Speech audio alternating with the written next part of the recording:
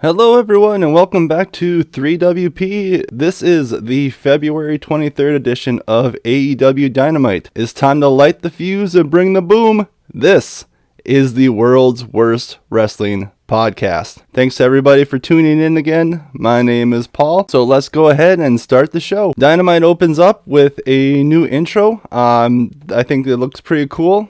I do believe that they had to do this in order to edit out all the Cody Rhodes segments, but because he was a big part of the original intro, but the new one looks pretty cool. We open up with the familiar voice of Jim Ross welcoming us, and a little jab at Cody, saying that a new revolution begins tonight. Of course, Cody infamously said that he is the revolution, and he has recently departed the company.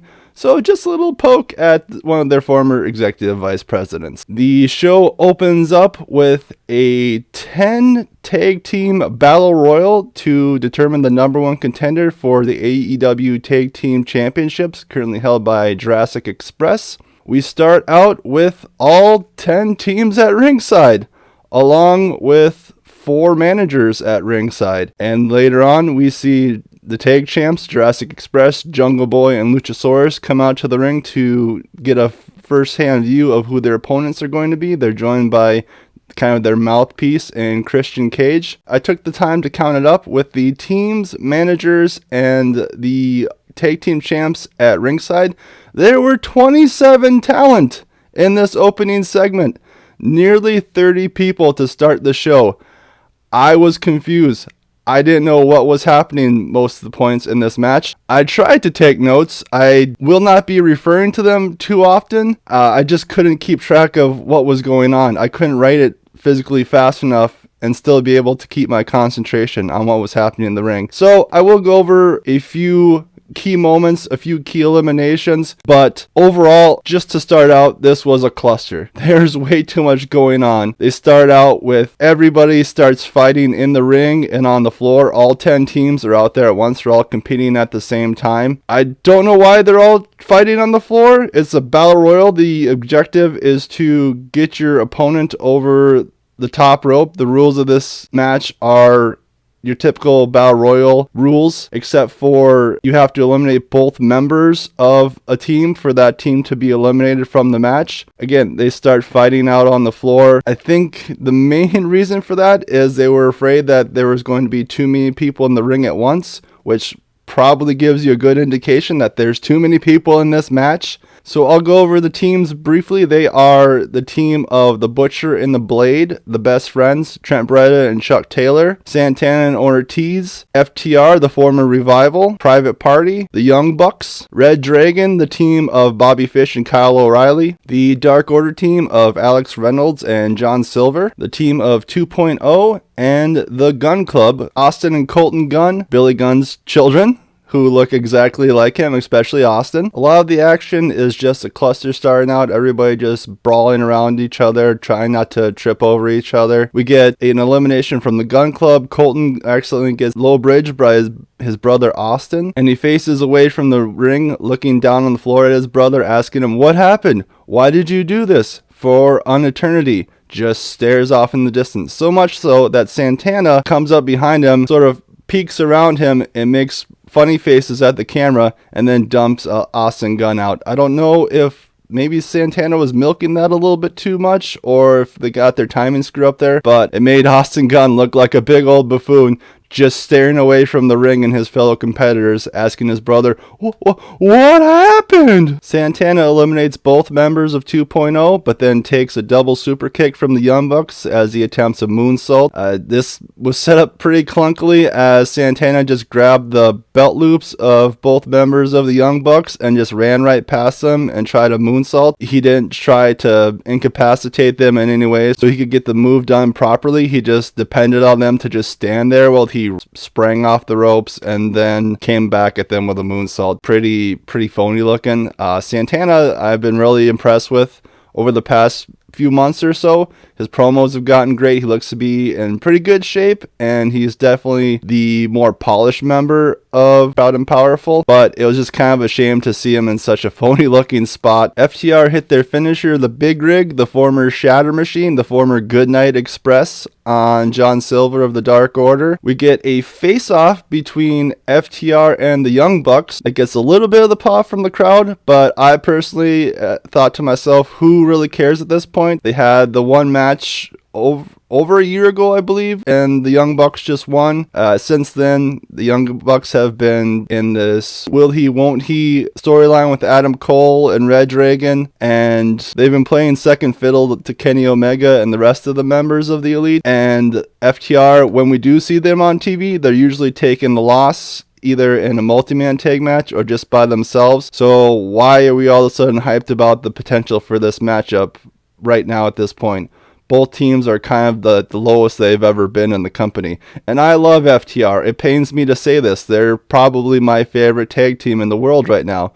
But the way they've been presented on TV and the way that the Young Bucks have been presented on TV, this isn't Hogan versus the Warrior facing off at the Royal Rumble. They don't really give the face-off any type of a chance and let it breathe, as Red Dragon immediately jumps FTR from behind and sort of breaks up the stare down. We see Nick Jackson actually save Kyle O'Reilly from an elimination, furthering their storyline that both tag teams are friends with Adam Cole and he wants them to get along. Nick trying to be the good soldier and do what's best for the team. And then for his trouble, Nick gets eliminated by FTR. Trent Beretta of the Best Friends gets a nice showcase towards the middle of the match. He gets dumped over the top rope but lands on the shoulders of Orange Cassidy and gets set back in the ring. I thought if Orange Cassidy was going to get involved in this match, I'm glad they kept it to a minimum. I hate it when you see outside interference with managers or seconds or different team members when there's a battle royal. We'll unfortunately get to more of that later. Trent gets back in the ring and runs wild on Red Dragon. He hits a tornado DDT and eliminates Bobby Fish. We get a miscommunication between FTR and their manager Tully Blanchard. Tully pulls down the ropes to help Cash with an elimination, but Cash gets eliminated instead. So not only does FTR never get featured on the weekly television, and when they do, they lose, but now their manager is a feckless and feeble-minded old man who can't even pull down the ropes properly for the right guys. We get a sequence where everybody spams their signature moves and finishers in the middle of the ring. Santana and Trent Beretta end up fighting on the apron. They go through a series of each of them trying to suplex each other on the apron. They both block and go back and forth and then start throwing forearms. This made both men kind of look like idiots, because if they would have suplexed the other one, they probably would have fallen themselves and got knocked off, and rather than taking the time to actually get back into the ring and avoid elimination, they just stood out there for probably a good 45 seconds, and they're eventually knocked off by Matt Jackson and Kyle O'Reilly. We see a similar exchange a few moments later between Dax Harwood of FTR and Kyle O'Reilly from Red Dragon.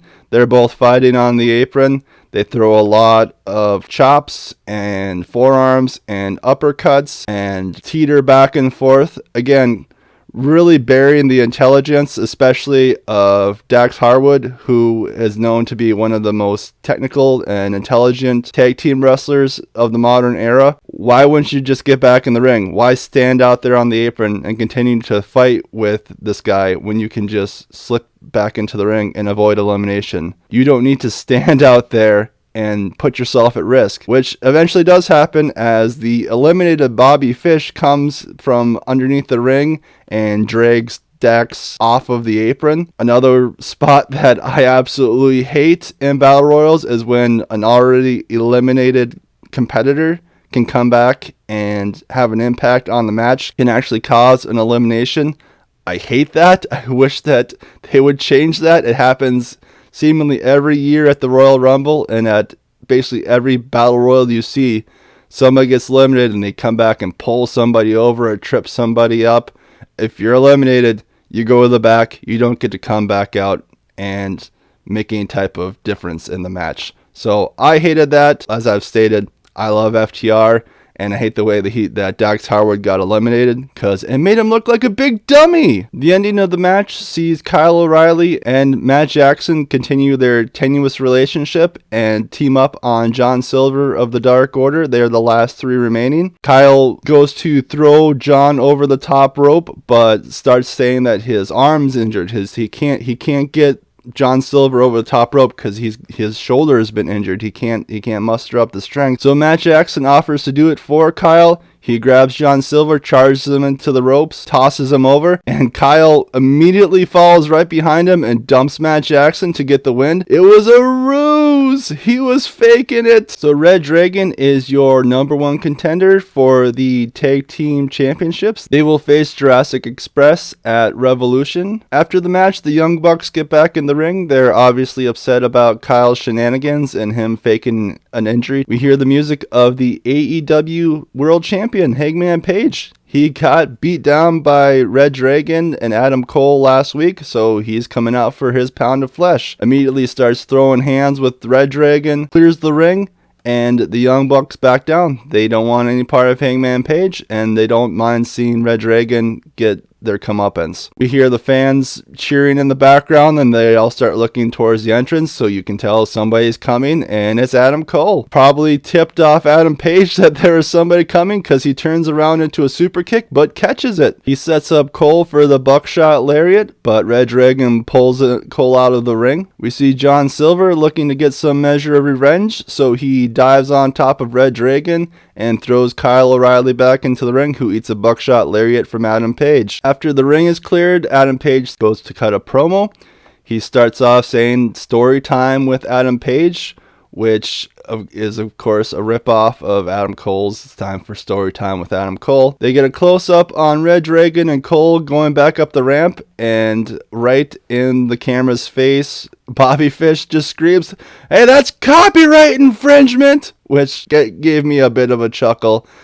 Bobby Fish always just screams at the camera. It's like he has his own personal microphone. I remember hearing him in NXT during Cole matches. You could hear the announcers calling the match and like the movement in the ring, and you can just hear Bobby Fish just screaming every 10 seconds. It gets annoying after a while if you hear it for an entire match, but in little spurts like this, it's pretty funny. We get a decent promo from Adam Page where he basically tells the story of how he will be the better Adam at Revolution. And then, of course, he flips Cole off at the end of the segment because we can't have a promo without anybody swearing or giving the middle finger. Overall, this match was a disaster.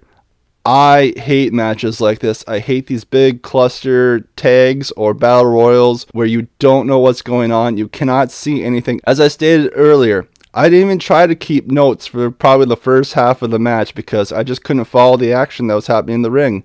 You don't know who's doing what to who. You don't know who's still in the match. Everybody just sort of lingered around ringside. Like I said, there was nearly 30 people in this segment. Does the whole roster need a payday for this particular match? You just felt the need to get everybody in there. I thought that Ortiz got a nice spotlight, getting some eliminations and looking strong. But then, of course, he had that segment where he's fighting with Trent on the apron for forever and just looks like a big idiot standing out there waiting to get eliminated. I thought Red Dragon getting beat up right after they won this match kind of took their heat away, kind of makes them look like a bunch of doofuses. And overall, I couldn't get into this match. I couldn't follow it, and it just fell flat for me. I liked the finish. I thought that was a very clever way to end the match with Kyle O'Reilly faking the injury to get the advantage on Matt Jackson and win the match, but that couldn't save it for me. I thought this was a bit of a stinker. After Paige is done talking, I looked at the clock, and we were 25 minutes into this show already,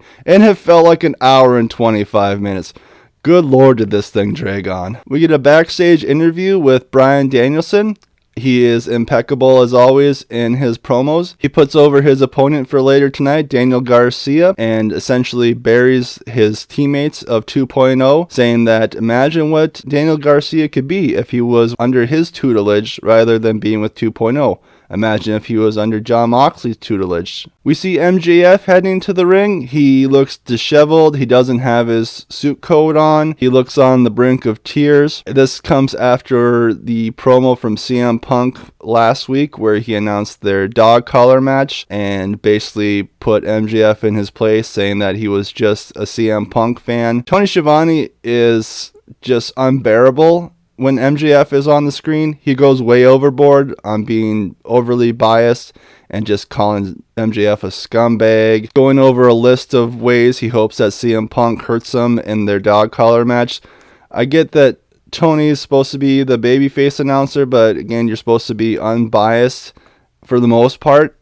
but he just goes way over the top anytime MJF is on the screen. It makes me just despise hearing Tony Schiavone talk. MJF cuts a pretty fiery babyface promo. He talks about how he had learning disabilities when he was younger. He has severe ADD, and he thought that he would gain friends by joining the football team in high school, but he was bullied and ridiculed and was a victim of anti-Semitism because he is Jewish and a traditionally non-Jewish community. He goes on to talk about how even with all the trials and tribulations he was facing in his home life, but none of that mattered on the night that he was going to meet CM Punk at an autograph signing, because Punk was his hero and he wanted to be a professional wrestler.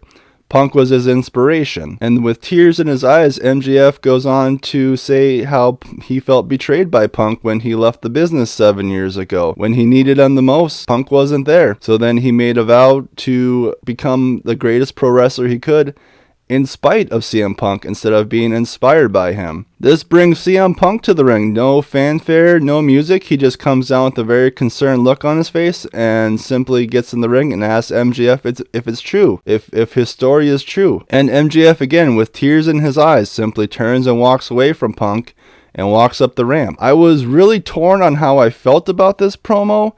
In a vacuum, this was a great segment. This was a great babyface promo. But MJF is the most reviled heel in all of professional wrestling right now. Do we really want to get sympathy on him? Do we really want people to feel bad for him that he felt betrayed by his hero? We're going to have to see next week where they go with this. If this was all a ruse from MJF to try and get under the skin, play mind games on CM Punk. But just based off of what I saw on the screen tonight, I really don't know how I felt about this, because you have the biggest heel in the company in probably all of wrestling cutting a babyface promo and looking to get sympathy from the fans. So again, we'll have to see where this goes, but in a vacuum, this was a great segment. Tony Schiavone is backstage with Daniel Garcia and 2.0. They have some pretty rehearsed lines that aren't really in your common vernacular of things that people would say. They at least have a little bit of fire that when they give their promos. Basically, the gist of it is that 2.0 are angry at Bryan Danielson for saying that they're holding Daniel Garcia back, and Garcia basically just says that he's going to beat up Bryan. Next, we get a tag match between the Kings of the Black Throne, Malachi Black and Brody King, versus Death Triangle, the team of Penta and Pac. We get the entrance for the Kings of the Black Throne. Not as good as Malachi Black's entrance on his own when he first came to AEW. The music isn't as good. Again, yes, we're going back to music, guys. I'm sorry, I can't let these things go. But their music just doesn't hit me the same as Malachi's solo entrance music. And also, I think that Brody King just kind of looks like a big tattooed biker. He doesn't have the crazy ring attire or entrance attire that Malachi does. I think maybe if they doctored him up a little bit to make him a bit more theatrical, he would kind of fit more with Malachi's overall aesthetic. Malachi has now added a red contact lens to his right eye, furthering the storyline of the right side of his face kind of being scarred, and he has makeup, black makeup all over it. It's almost as if the right side of his face is starting to suffer from necrosis. But the red contact looks pretty cool. I know he had the kind of a white contact before, but the red one really stands out amongst all that black makeup. I think it looks pretty awesome. Big fan of Malachi Black. I loved him as Aleister Black in the WWE. He was one of my favorite wrestlers. I don't think it serves him much to have a team. I pretty much liked him by himself. I think that adding more people to him kind of takes away from his mystique and his kind of overall presentation. We'll have to see where this goes, but I think they've kind of cooled him off a bit too much, and I'm not a big fan of that because I think he's great. We get Pac's entrance, and then lights go out again. Can AEW pay their lighting bill? They get constant blackouts. I know that lights go out for Brody and Malachi's entrance. That's part of their everyday entrance, but now the lights go out again, and we are introduced to Penta Oscuro, which is Spanish for Penta Dark, essentially. The lights come up to reveal a headstone and Penta's manager Alex Abrahantes in kind of a evil black priest robe, screaming at the top of his lungs, and slowly but surely we see Penta poking his head over the top of the gravestone, and he just starts screaming into the camera, and I laughed. I know this was supposed to look really like gothic and macabre looking, but it just came off as really hokey to me. This painted up face just peeking over the top of this gravestone and just screaming all wide-eyed at the camera lens. It made me chuckle. I couldn't take this segment seriously anymore after seeing that.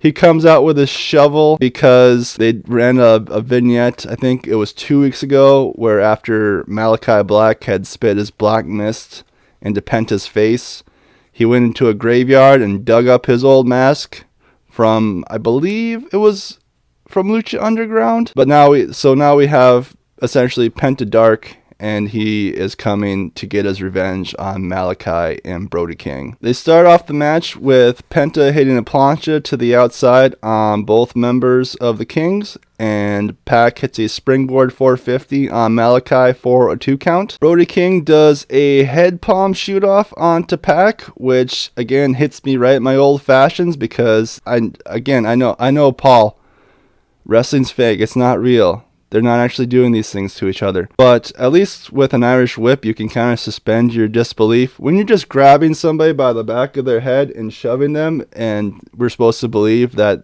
that has enough force to make them run across the ring at full speed, it just irks me every single time I see it. And everybody is doing it now, and it drives me absolutely insane. They get the heat on Pac to go to the picture-in-picture, and when they come back, Malachi Black, again, one of my favorite wrestlers, does a backslap tag to Brody King, and I go nuts again, and I absolutely lose my mind. Backslap tag, for those of you who are wondering, is where your partner is bouncing off the ropes and you just slap him in the back, and they count that as a legal tag. We're going to go back to tag team rules again, folks. Sorry, but I'm going to get technical again. A legal tag is both members' feet touching the mat. The guy in the corner is touching the tag rope. You make hand-to-hand contact. That is a legal tag. Slapping your partner's back is not a legal tag.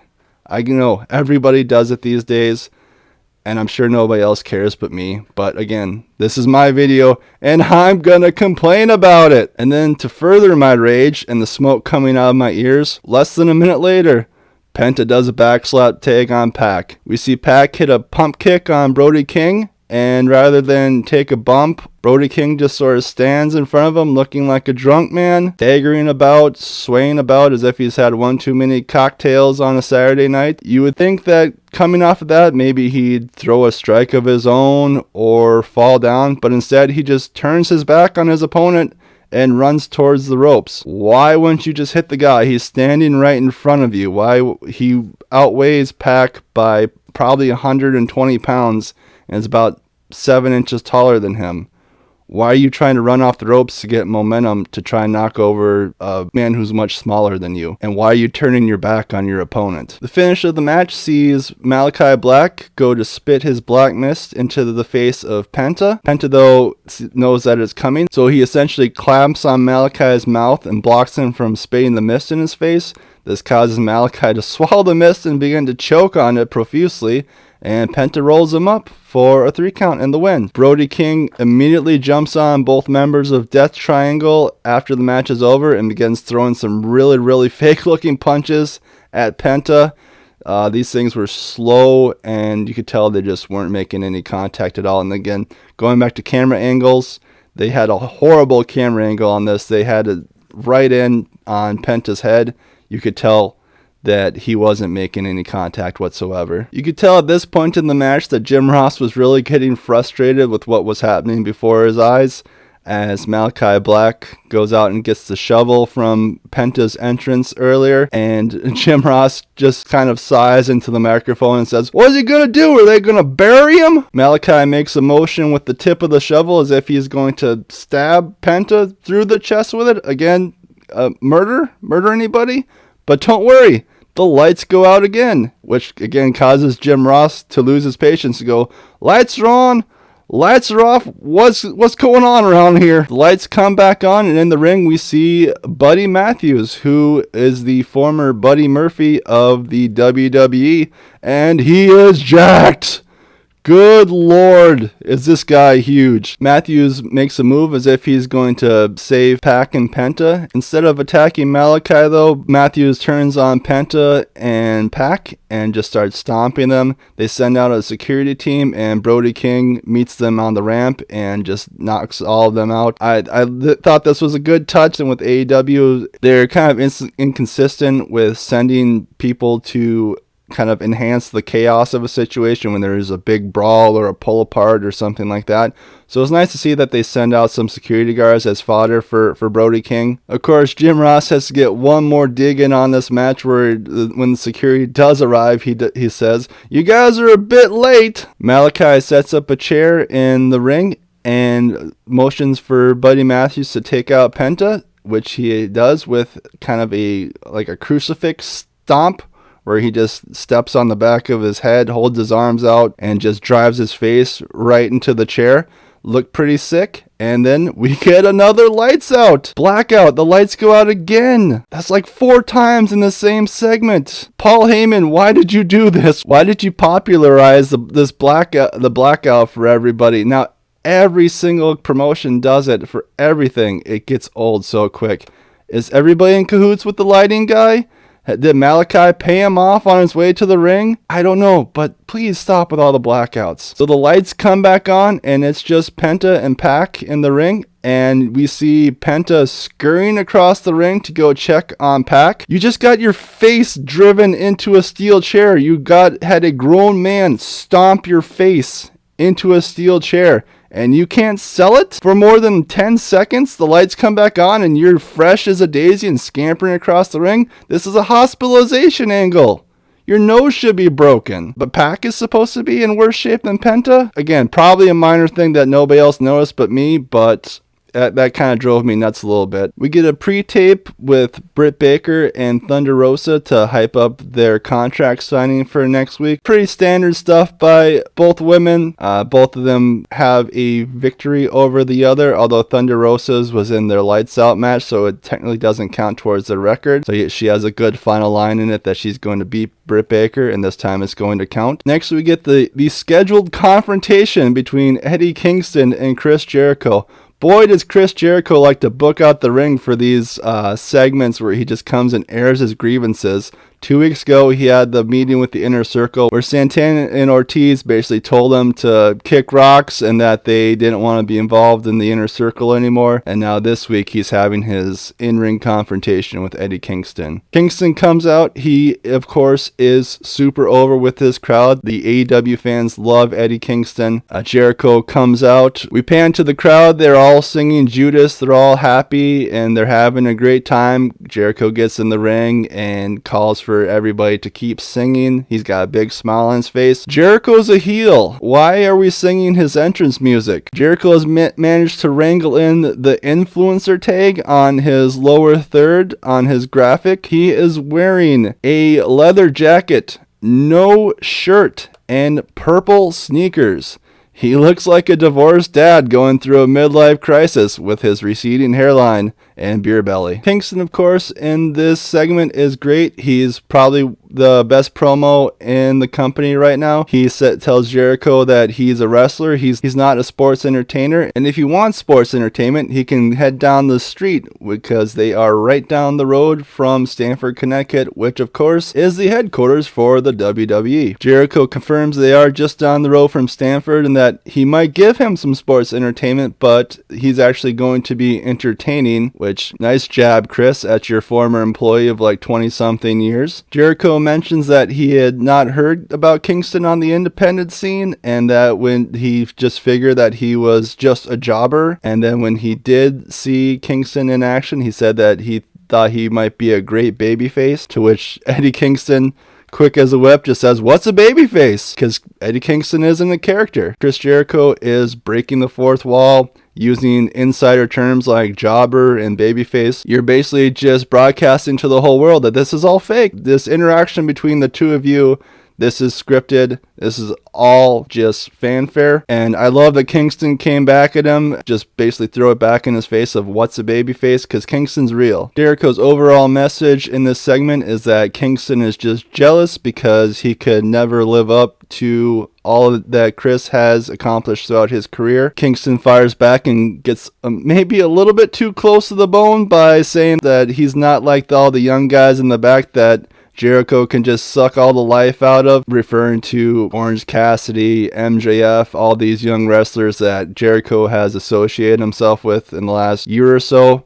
Basically handpicking the most popular acts in the company and aligning himself with them to try and get some rub off of the young guys. Jericho brings up the male role models from Eddie's past, his uncle and his father, saying that they are both losers and failures and that Eddie's going to be a failure too, and that he will accept his match for Revolution. Eddie has a great line where he basically says, don't bring the Chris Jericho from the Mimosa match or the Chris Jericho that got pushed off the cage by MJF. That you bring that Chris Jericho, I'm going to eat you alive. And I believed every word of it, because even though Eddie Kingston doesn't look like an athlete, you can see his gut hanging out from the side views, and he doesn't really have any muscle definition. He's not the biggest guy ever. He looks like a stone cold killer. He looks like a man that if you met him in the dark alley, he'd beat the hell out of you. And his promos come off that way, which again is why he resonates so well with this audience. Good stuff here by Eddie, and I really hope for the day that we are done with Chris Jericho's midlife crisis. We have the AHFO in the stairwell again. I think this is probably the third week in a row that they've done their promos in the stairwell. Why are they always in the stairs? Matt Hardy hypes up Andrade for his TNT Championship match against Sammy Guevara on Rampage this Friday. Andrade has something to say, but I can't understand what he's saying ever.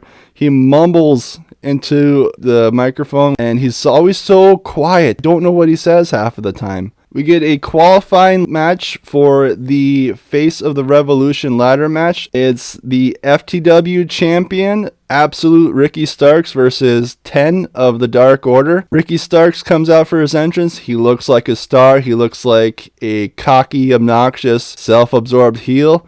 Great stuff from Ricky. We get Taz on commentary, which makes me just hope that they'll get rid of Tony Schiavone and just have Taz on color. I am not a fan of everybody doing these 3-man booths nowadays of the commentary table. Having that many voices on a wrestling show just gets old after a while. There's constant talking. There's always somebody trying to butt in just because they figure I haven't talked in the last 10 seconds. I need to say something.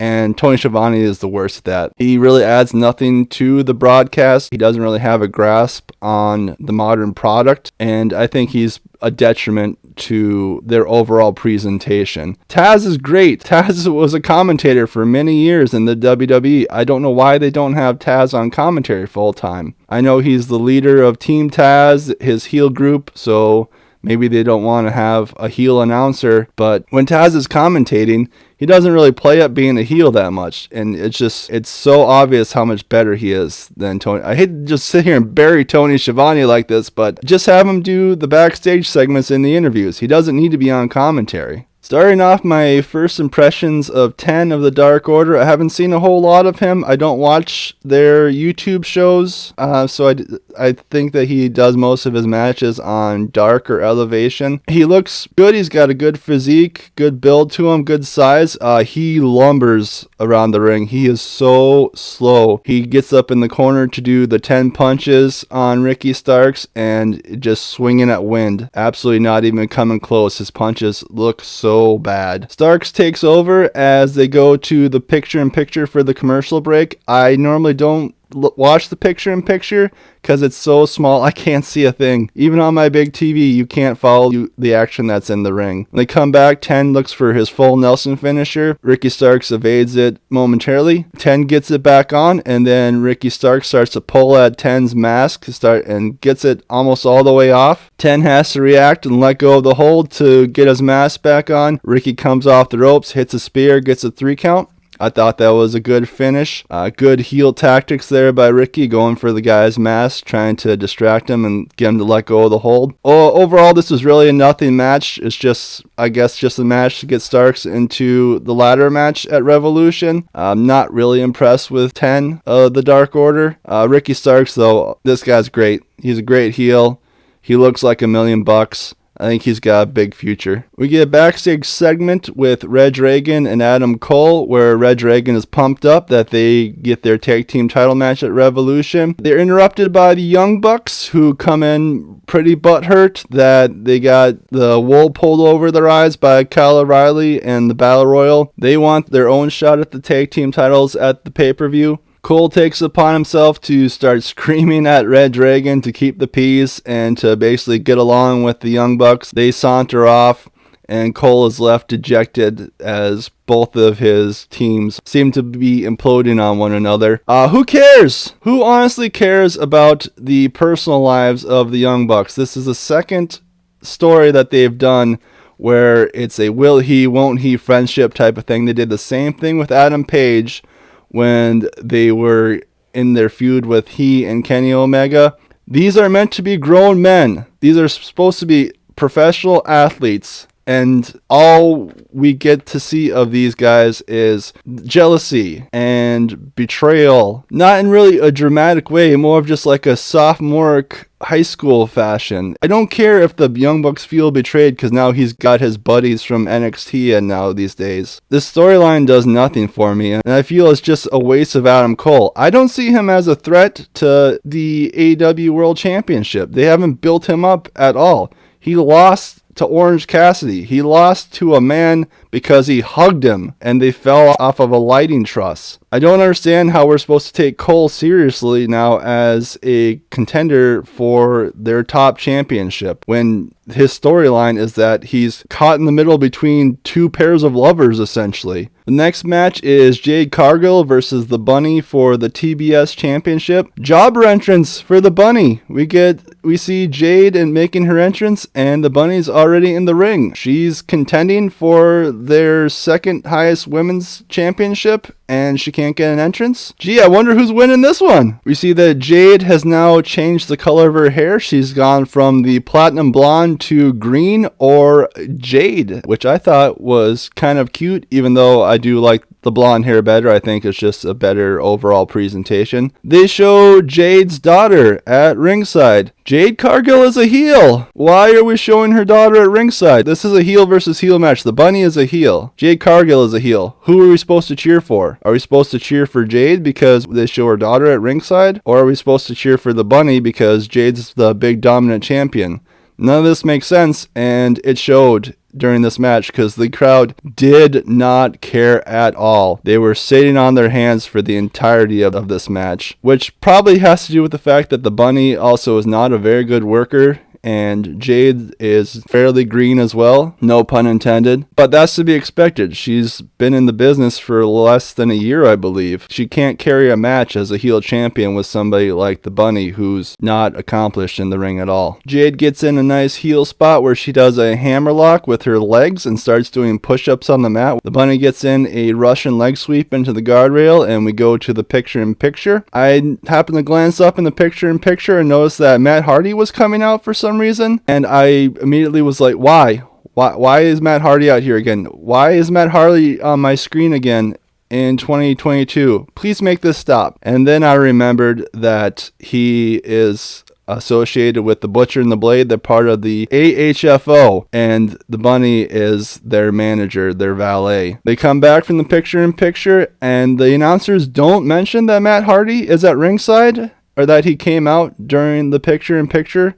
He's just sitting there on the hard cam. We later see that he sneaks a pair of brass knucks into the Bunny.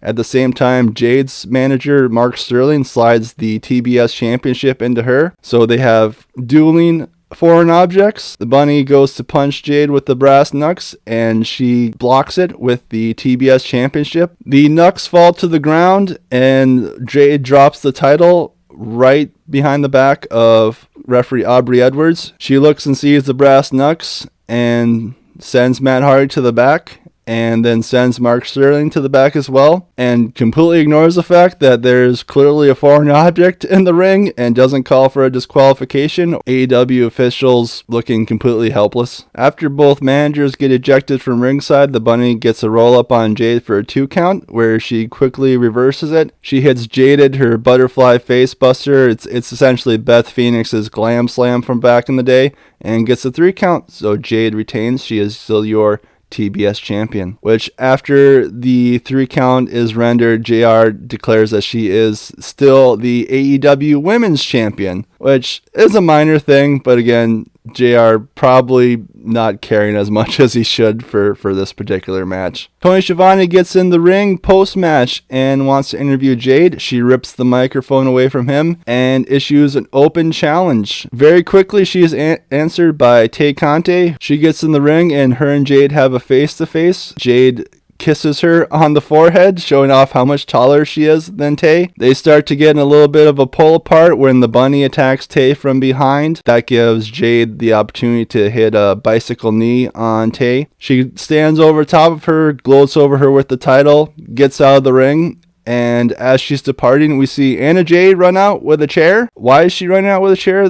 She was leaving already. Do we have to have everybody run out in these matches? We get an interview backstage with Keith Lee. He's interrupted by Ricky Starks and Powerhouse Hobbs. Starks basically tells Keith that he's new to the company, so he's essentially going to have to go to the back of the line. They tease a face-to-face between Keith Lee and Powerhouse Hobbs. I hope that they don't do this too soon. They need to get Keith Lee established for this audience. He just had his first match last week. They need to give him some more decisive wins before he faces off with another big gargantuan guy that's essentially the same size as him. We get a rundown of the matches happening on Rampage and the Revolution pay-per-view, and Excalibur goes through this like the Roadrunner on speed. He is blazing through this thing. I give him credit. He didn't take a breath for like a good 45 seconds, but you couldn't understand a word he was saying because he was just screaming